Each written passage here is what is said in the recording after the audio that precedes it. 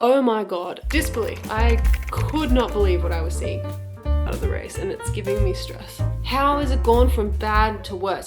We had the Azerbaijan Grand Prix yesterday and it was crazy. Qualifying was crazy and I crashed out in the race. And if you watched it, you'll know why. And if you didn't watch it, you're gonna find out why. So stay tuned as we have our little girl chat race debrief from somebody who loves to watch the races, but a lot of the time doesn't know what's going on and has almost zero knowledge and expertise. As some context, Azerbaijan is a city circuit. It has a city track, which means that it is narrow and there's lots of walls. So that means it's like precarious and you might crash. Generally, it also means that there's less chances to overtake. You can overtake in Baku, but it's not like heaps of chances. And then also, this is a very fast track. It is crazy. I think that I heard that they get up to 300 kilometers before they even reach the first corner, which is insane. Can you imagine driving 300 kilometers per hour? Like, I can't even fathom how fast that is. I can't imagine it. It's just crazy to me. Anyway, it looks terrifying, but somehow they make it through the track generally unscathed. Although qualifying was crazy. There was 5 red flags in total, which if they got 6, it would have broken a record. And that's just crazy to me because we don't generally get that many red flags in qualifying, and it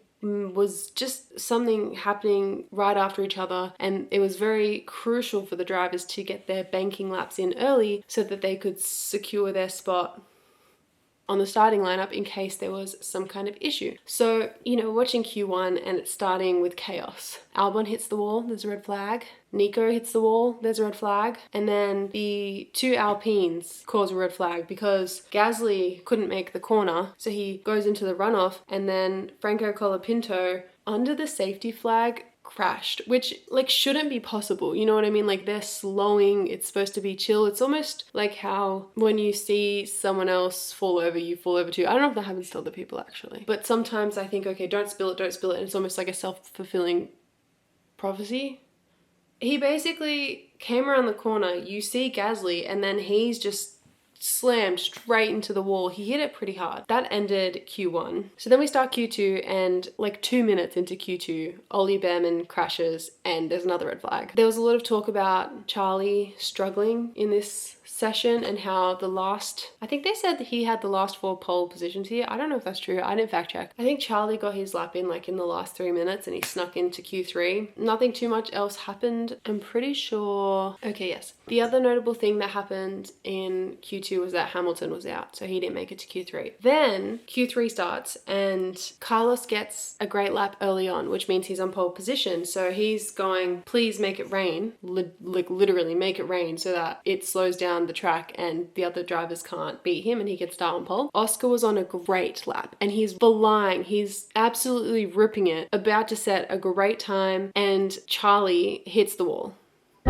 So Charlie hits the wall and then it goes yellow and we're like, just get Oscar over the line, just get him over the line. But then they red flag it before he crosses the line, and so his lap gets aborted and he doesn't set a time. And so now we're all stressing because they all need to go back in and then come back out and set times and secure their position on the grid. But it's starting to rain, it's slippery. I'm stressed at this point because Oscar hasn't set a time. We start the session again and they go out and Oscar comes out sort of towards the back of the pack and we witness Oscar crash into the wall. I think he just came into the corner too hot and then it didn't turn, and so because he came in way too hot, he missed the runoff and he just smashed straight into the wall, which is very uncharacteristic of Oscar. And I was stressed. I'm not gonna lie, that was not enjoyable to watch. And he gets out the car, they ask if he's okay, he says yeah. The rest of the session continues after the red flag, and we're watching because, you know, this is a perfect opportunity for Lando to smash out a great lap, start on pole and get a win, do you know what I mean? Or get high points when Oscar's gonna start lower. So he's got this great opportunity. He's quite far behind, well not quite far, like 31 points behind in the Drivers' Championship, and so it's like how many points is he he going to secure? You know what I mean? This is a great opportunity for him to get back in the race. And lo and behold, it's like he's so in his head trying to make sure he doesn't crash that he doesn't really set a great time. And he ends up in 7th, which when Oscar's in 9th, they're even now. It's not like Oscar has to get from 9th to 2nd to be close to Lando. He only needs to get 9th to 8th, and then he's right near Lando's point scoring anyway. It felt very safe. You know, I was stressed about, because at this point, I want Oscar to win the championship. That's what I'm rooting for. So when I watch Lando basically drive so slow that he's in the same position as Oscar who crashed out, it's kind of calms my nerves a bit, you know what I mean? So feeling good. The rest of the session ends, you know, Max does what Max does, and he puts in a flying lap and gets faster than Science, who was in first. So our qualifying results are Max, Carlos, Liam.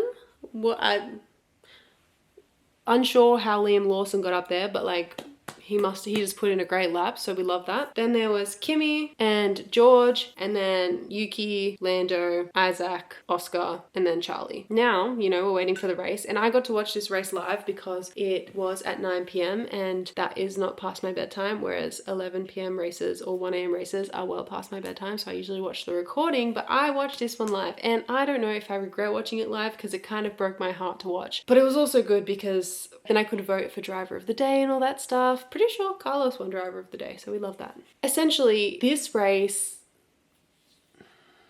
I have some footage of me reacting to what happened, which I'll put in. To see again what happened to Oscar Piastri. He's crashed at turn 5 and 6. Lap in anger in that car, and it's ended in the barrier. He's just locked up. He's just locked up and gone straight. Oscar, are you okay? Yeah.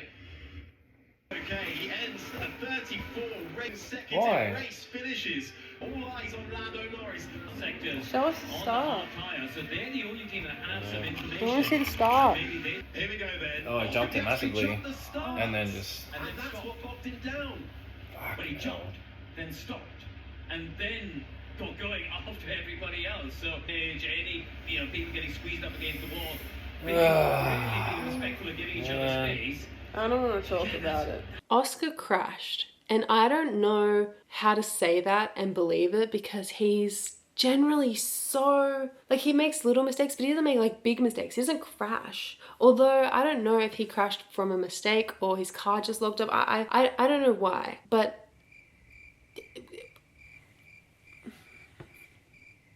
I'm just remembering the start of the race and it's giving me stress.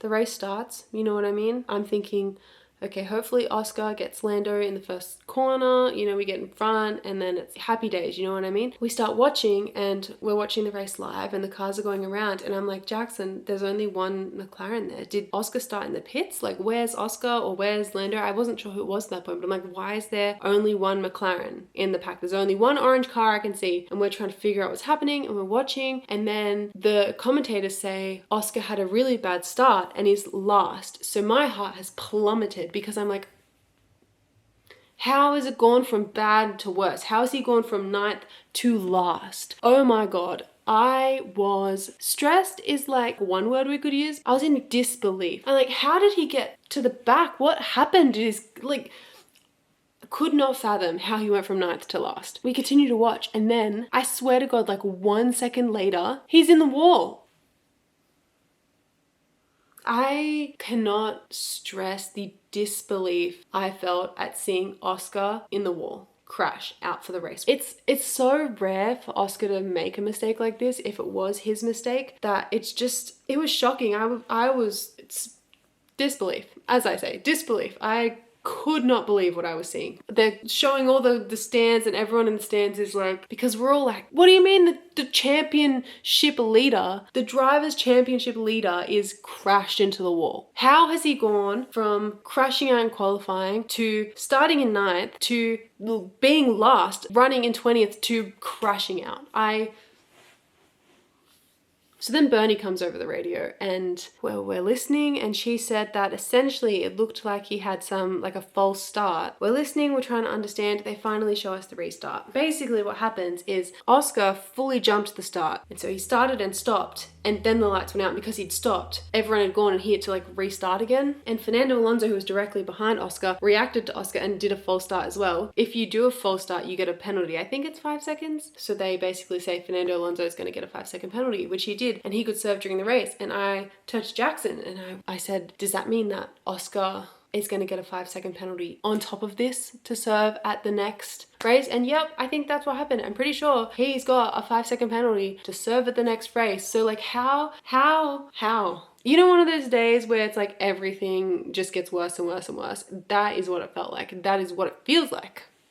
Oscar's out. They've cleared up the track. The race restarts. I'm not gonna lie to you, I felt so emotionally shook from this whole scenario that I found it a bit hard to focus on the rest of the race. But from things that I remember, essentially, we did the restart. Lando was a bit late on the restart and Charlie got in front of him. So then he'd lost a position, which, you know, so basically the only thing I was hoping for from this point is that Lando wouldn't get too far ahead to minimize the amount of points he would get in the race. Like, I wanted him to get as little points as possible to help Oscar's championship lead. Lando ended up finishing like 7th, I think, which I'm pretty sure is the same position he started in. So we love that. Do you know what I mean? It actually was very helpful that he didn't really do that good, because he actually got screwed over in his pit stop again. His pit stop went long, just like the last race. He came out behind Yuki and I think behind Charlie, and then he got back in front of Charlie but couldn't get back in front of Yuki, and therefore he stayed in 7th. And so he kind of got screwed over. Again, that's very unlucky to have 2 slow pit stops that kind of affect his race at 2 weeks in a row. But the memes are funny. There's a lot of memes about McLaren asking like Yuki to swap with him because he had a slow pit stop. And other things that I thought were funny or notable was that the commentators did a shout out to Franco Colapinto for holding everyone up and starting a DRS train, which was a very iconic and funny comment. Oscar sitting and watching the race on the side of the track with one of the marshal's phones was maybe one of the most iconic things I've ever seen in my life. I think Alex got a 10-second penalty for contact with Franco, but both cars kept going, so it didn't seem like that big of a deal.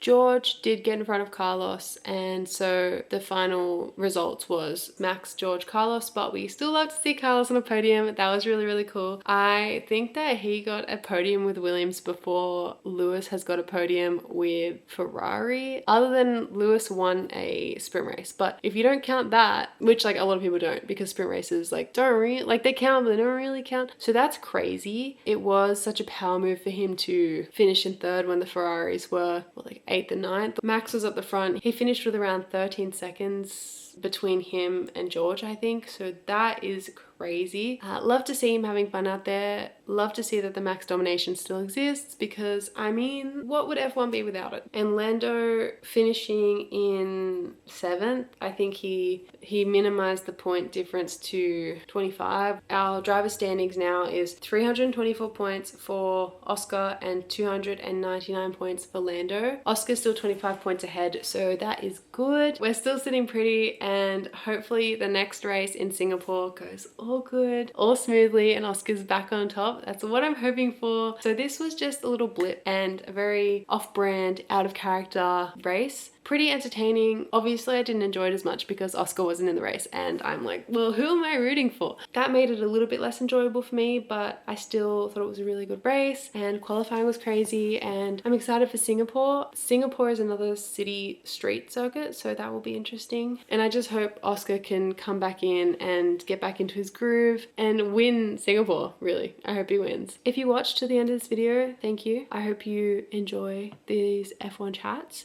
and I guess I will see you in the next one.